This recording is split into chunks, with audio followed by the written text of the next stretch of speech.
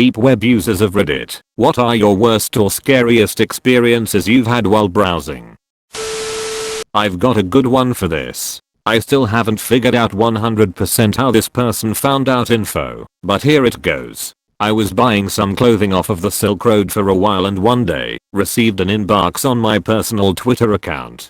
The person talked about how I was an amateur and obviously didn't protect my identity enough, and that they would report me to the police with information about the clothing I was buying. When I initially called their bluff, they went on to say, "Oh really? What would mom and dad's name say about this, or your teachers from school say?" Demanding money in return for not giving me up. Basically getting blackmailed, and I was very nervous because this person had all my info and I thought my Tor browser had been compromised. Later I rationalized that by following the Silk Road up and running Twitter account on my personal Twitter, the person assumed what I was using it for and used my real Twitter name to find out info on me and blackmail me. It ended up just blowing over after I ignored and blocked the account. Pretty scary though. Honestly, most of the highly disturbing content on the internet can be found right on the surface. If you consider highly disturbing to be murder, rape, etc., the deep web is mostly a fairly benign place for the sale of drugs, fraud, paraphernalia, etc. by people who aren't really sadistic in their intentions. There is some child porn, unfortunately, but it is pretty actively pushed to the fringes and shunned by most. There are a few almost certainly fake hitmen. I believe I saw what looked like a pretty legit swatting service at one time. I was also around for those 1K super counterfeit notes which, while not spooky, were definitely pretty remarkable in terms of the enormous illegal operation I was witnessing. Most of the horror stories you hear are just that, stories. The creepy aspect of it all is perhaps the big picture itself. It's harder to buy weed than it is to watch a video of two teenagers beating a hobo to death with a hammer. Not sure I'd call anything there scary. Anyone on Tor knows exactly what it's used for, or what people like to use it for, so nothing was surprising. I hosted an anonymous chat room for a while. It got abused fairly hard, and I ended up taking it down out of fear of being busted. Some of the things I saw included soft/hardcore CP, advertisements from sellers on Silk Road, people asking to buy weapons/hits, people reviewing services offered, it was a scam/it was legit, etc. People selling BTC, prescription drugs, photos/videos of hardcore gore, the list goes on. Some people even just chatted about normal stuff.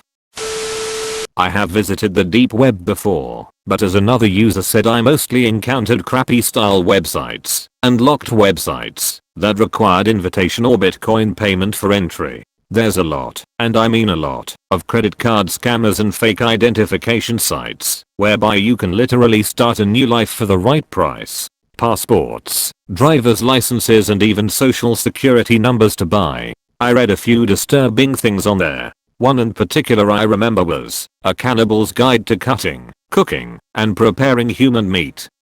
It was a very strenuous read as it was so casually explaining what to do. From choosing the right person, and what kind of person will taste the best, based on various factors, to cutting, blood draining, and cooking methods to achieve the best taste. It was definitely a serious post, and definitely something I won't forget reading. I have not been back since, and never will return. There is no need. I once stumbled on a website containing nothing but page after page of legal pornography featuring consenting adults. I was horrified.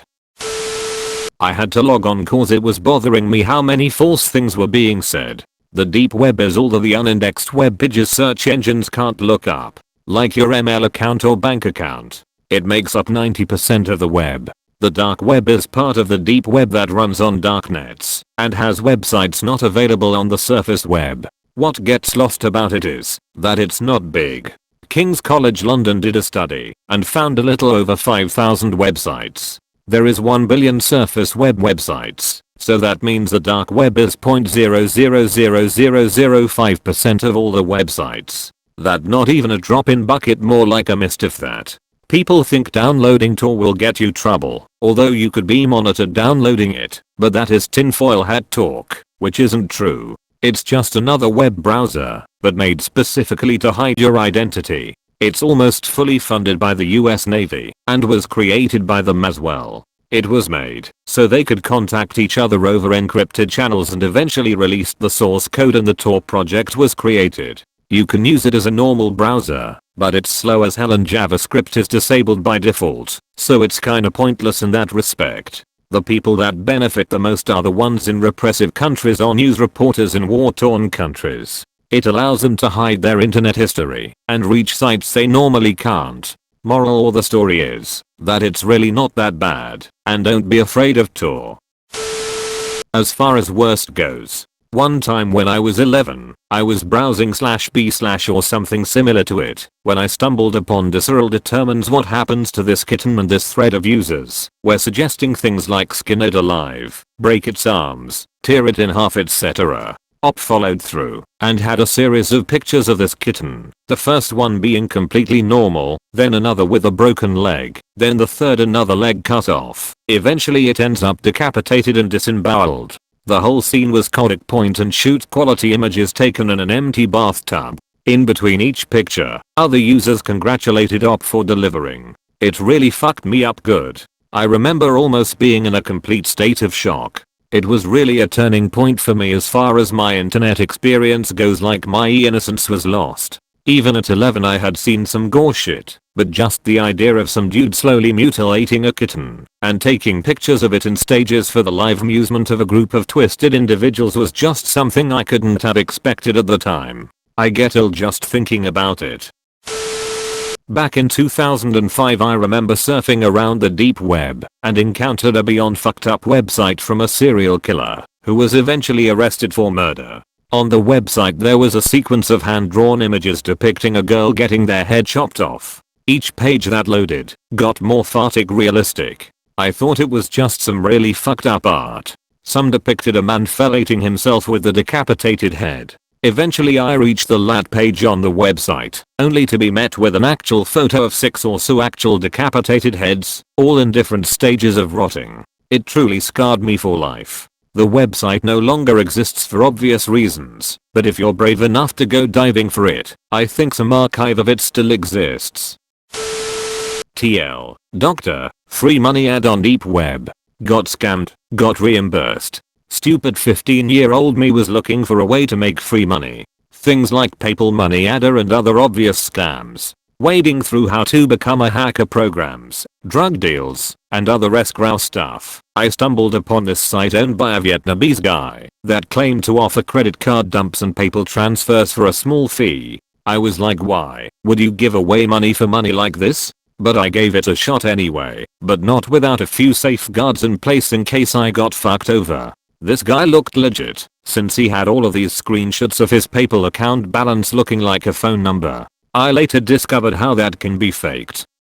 I found this website that provided temporary emails, safeguard #1, and messaged the Vietnamese guy to see if the site was still active. And holy shit, he replied in less than 5 minutes. He made me a deal and said he would take a $300 money order for $600 legit PayPal dollars. I signed up for a Western Union account with a fake name, safeguard #2, and transferred the money out of my mom's PayPal. Hang on, keep reading. He messaged me that I'll see the money in 30 minutes. While I waited, I googled the dong's exchange rate, which made me think that I was doing this guy a huge favor. 35 minutes pass, and I still don't see the money. I message him again and again, no response. I got scammed hard. My mom's money was gone, and there was nothing I can do about it. Or was there? My mom wasn't the most computer literate person there was, so she never checked her account. She usually left that for me to explain to her. I remembered that charges to that debit card could be disputed, so I played the waiting game for about a month and filed claim that her card was stolen. Because of safeguard #2, fake name, and the money order's destination country, PayPal decided in her favor. I signed Vietnamese guy's email up for a lot of spam, uninstalled Tor, got a job, and turned my life around. 4 years later, I'm heading towards an engineering degree and wouldn't dream of crawling back to the dark web. Caveat? Stay away from there. If it's too good to be true, it is. Drink your school, stay in milk, and let drugs do you. I think people need to see some of this stuff to understand that it's real. People say we should have stayed out of the Middle East, left ISIS alone, etc. I see a lot of good argument either way, but go watch a few beheading videos, or watch the Christians rounded up by ISIS soaked in gas and set of fire inside of cages. I've seen pictured of people strung up like cattle with their throats cut, bleeding them out into bowls. Little kids beheaded, wearing little pink dresses. When you realize that this is what's really happening to people over there, you realize the kinds of monsters they are, and how much they need to be stopped, and how imperative it is that we keep them out of the US. I had an ex that was really into the internet and pretty smart with the entire thing. He spent like 8 hours straight trying to find the dark side of the internet. He called me into the room that night when he found something and showed me this site where people do human experiments on homeless people and hid men. But what really freaked me out was when he showed me the child porn site that looked exactly like 4chan. He scrolled a little and I ended up actually puking. Dumped him right there and then and moved out a few days after. I'm still a little messed from seeing it, cause I wish I fucking hadn't. I used to use Tor before the FBI used it as a playground. I came upon a forum, and one of the posts was a guy looking to buy a baby. He said he was looking for a baby girl to purchase, and that he would pay the family a stipend of $10,000 a year until she reached 18, at which point he'd make her his wife. I just imagined what kind of fucked up life that kid would have if he succeeded. Some years later, the FBI rolls in and destroys the CP earrings and streams and arrests hundreds. I can only hope that dude never got that kid. Bit late to the show, but wasn't browsing the dark web, was literally just browsing YouTube. I forget what I was watching, I think it was a video of babies doing funny things, but a video came up in the sidebar with a really dodgy name, something like little girl dancing in leotard. I was sitting with my boyfriend at the time, and we're both like WTF, that looks shady as hell.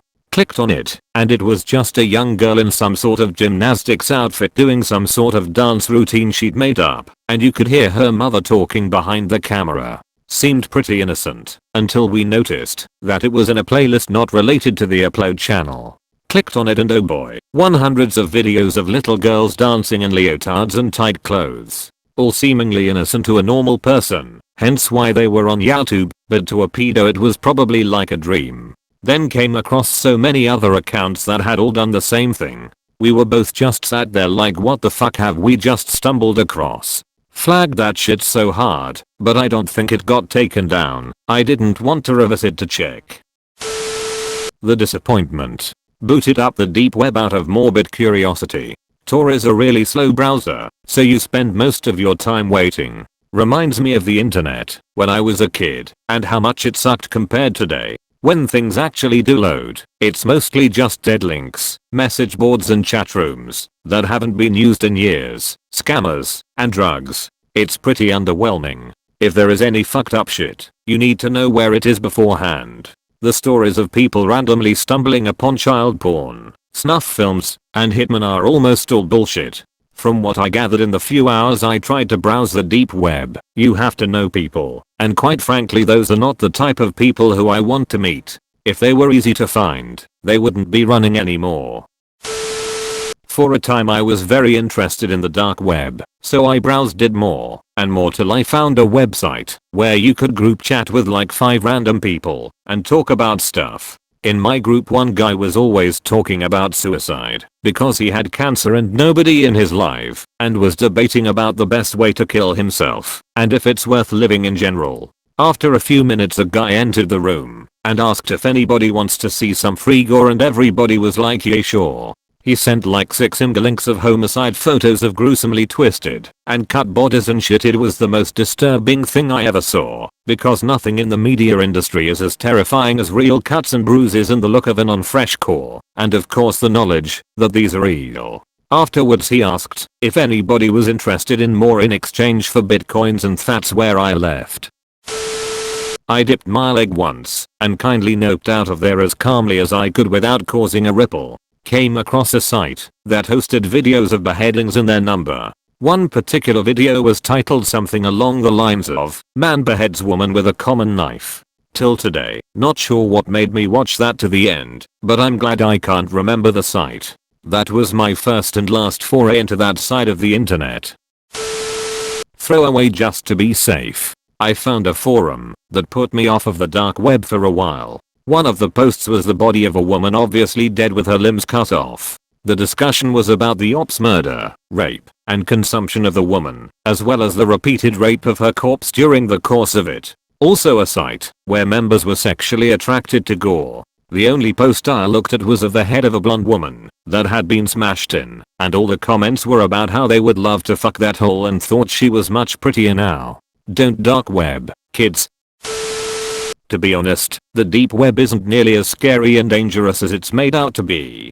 People always say that if you go into a website, you're going to be hacked and kidnapped. Most of the sites there are untrustworthy. Every site that has a hope of being popular know better than to hack people, and it's just common sense not to go into the shitty ones. And 2. Easy to stop. Just turn off JavaScript and Ajax and turn on a VPN or 2 and you're good. And as for the content, it's easy to tell what not to click on. Just don't click on anything that has these in the title. Red Room Daisy CP or JB Jailbait child porn. And you'll be good. Of course, there's always the off chance that a site will be a shock site. You click on it, and you realize that it's not. In fact, a Tor directory. There isn't much you can do here. Just stop scrolling once you see any hint of bad shit. As for downloading stuff, unless it's the Pirate Bay's or WikiLeaks, don't, though I would assume that's kinda obvious, and even the Pirate Bay's isn't reliable. The surface web one is probably more reliable. And lastly, if you're still worried about being tracked, and you want to be as safe as possible, simply 1. Use the Tor VPN. 2. Buy a VPN. Yes, buy one. If you're going to be serious about this, then a few dollars/pounds/ whatever the fuck a month won't be much to spare. Or 3. Make your own VPN. It isn't that hard. There are many tutorials online. The main thing is to be safe. Most of it is common knowledge, so as long as you don't click any shady links, don't download anything, and stay on sites that have been deemed safe, you're free to do whatever it is you wanted to do. I don't judge. If you want to buy drugs, that's fine with me. I don't go on the deep web, but my best friend told me a time where he went on the deep web. Apparently he stumbled upon a pig website, nothing bad, just a website of cute teacup pigs. When he scrolled down the page he was skimming some words when it had 2 links next to each other. One said click first, the other click second. Because curiosity got the best of him, he clicked the first link. His computer began to spaz out, and a page opened with lots of data and changing numbers. Then without touching the mouse, it was moving around the computer. His pictures file opened up, and the mouse dragged a file onto the data text. It was the file of him and his girlfriend. She is super pretty with long blonde hair and grey eyes, but she is super reserved. So he panicked, because in that file was videos of them having sex, nudes, and even regular photos. He saw them being uploaded, and clicked off the page. For whatever stupid reason he clicked the second link, and it was a Word document of some sort, and it began typing as he was staring at it. It said something along the lines of, "Such a pretty girl, for such a clumsy boy. I wonder how she is in bed. She seems to not like you very much. Oh, and that's a nice ash hat you got there. I'm watching you." He was wearing the Pokemon hat of the main protagonist Ash. I had got it for him for his birthday. Thanks for watching. And don't forget to like and subscribe.